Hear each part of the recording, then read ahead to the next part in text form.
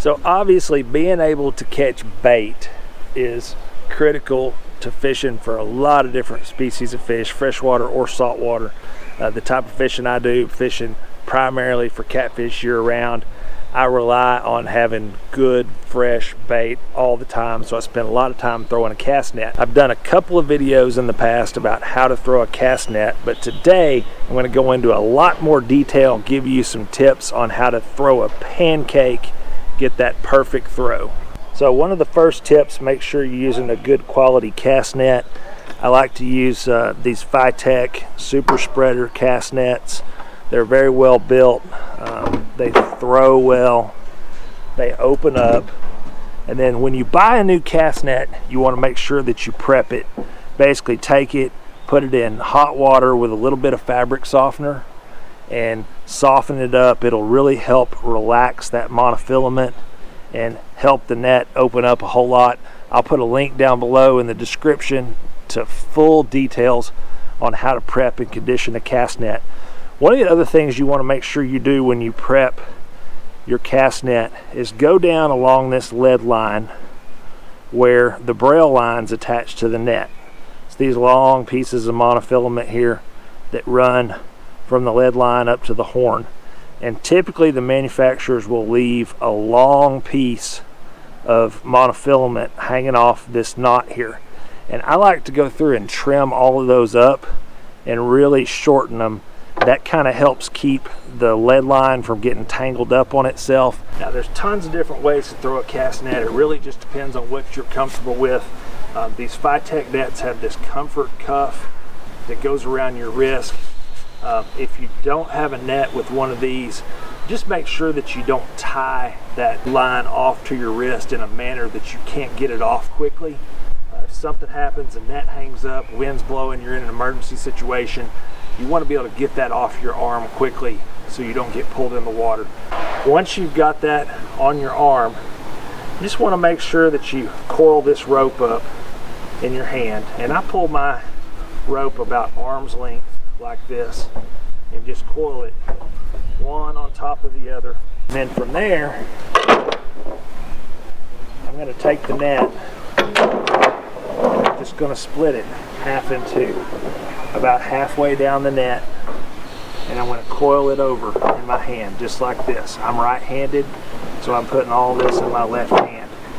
And then from there, I'm going to split the net in half down here at the bottom, split the weights in half, and then just go right over my arm just like this.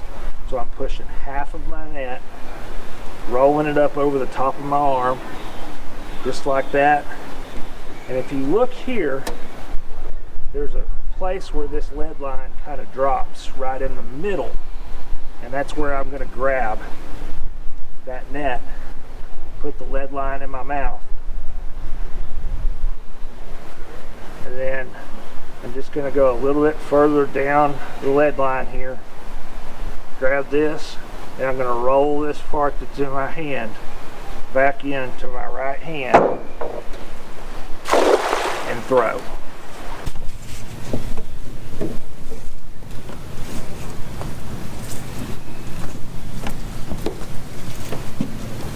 Just going to coil the rope up in my hand here. Straighten my net out, make sure there's no tangles.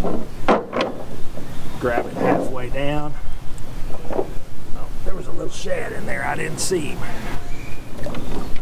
Split the net in half, go over my hand, grab that lead line where it drops there, put that in my mouth, grab this down here halfway down, roll it into my hands, boom.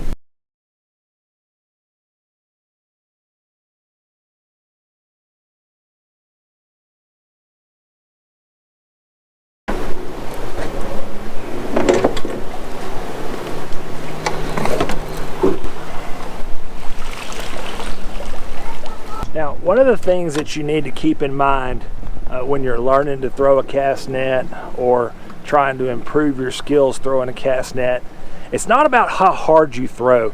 It's actually the motion of slinging those weights on that lead line and the way that you move your body that opens that net up. So the net actually opens itself up when you spin with the net and create that motion. So it's a lot about muscle memory, and once you get that muscle memory figured out, it's like riding a bike and you never forget how to do it.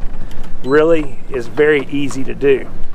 When I'm throwing the net and creating that motion and spinning my body, I'm leading off with my right hand. Again, I'm right-handed. I'm holding the net in my left hand and I'm spinning to the right, and I'm holding that net in my right hand and following through with the motion of the net as it goes out, and then still holding it with my left hand. And it kind of becomes timing at that point, as far as learning to follow through with your right arm and release, and then release the left hand as well to get the net to open up perfectly. Just take some practice.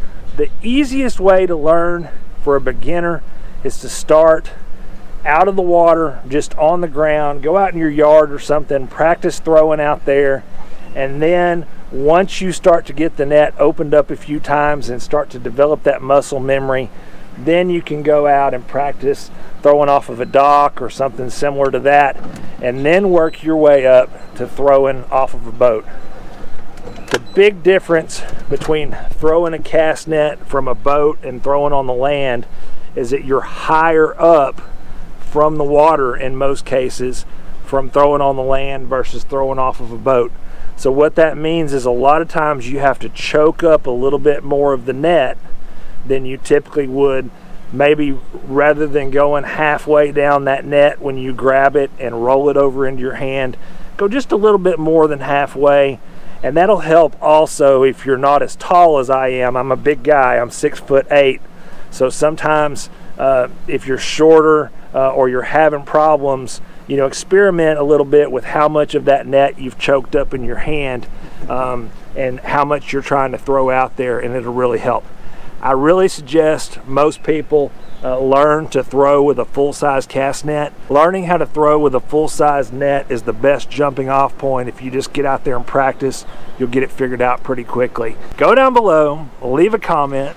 Let me know if you have any questions or if you've got any other tips on throwing a cast net. And again, I'm going to put some links down below to some more resources on how to throw a cast net, how to catch shad, all sorts of other fun stuff to help you go out there and catch more and bigger catfish on your next fishing trip.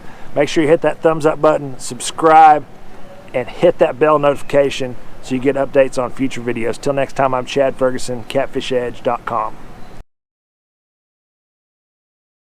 So go down below, leave me a comment if you have questions. Any other tips on throwing for catfish? Again, go down below and leave a comment. Let me know if you have questions or if you got any other tips on throwing a catfish